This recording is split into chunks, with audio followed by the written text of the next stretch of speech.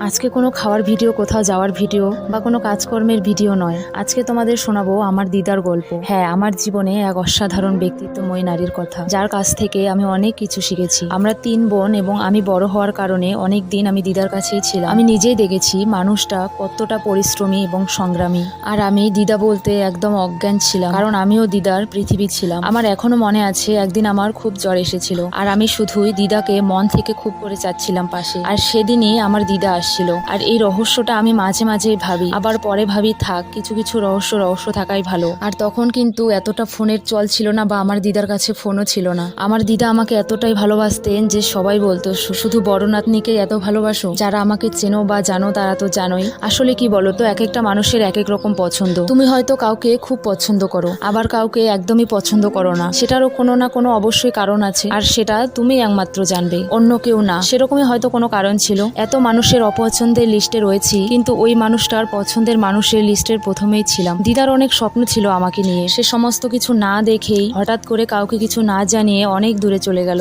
আমার জীবনে দিদার সেই শূন্যস্থানই থেকে যাবে আজীবন। আমি আমার জীবনে একটা ভরসার জায়গা হারিয়েছি। একটা আফসোস সারা জীবন থাকবে, যে আমার যদি কোনোদিন স্বপ্ন পূরণ হয়, সেই দিন আমি দিদাকে ফোকলা দাঁতের হাসিতে আমার পাশে পাবো না। যাই হোক, যেখানে থেকো ভালো থেকো দিদা। আমাকে অনেকটা ভালোবাসি, যেটা মুখে কোনোদিনও বলা হয়নি। আর সর্বদা আমাদের পাশে থেকো।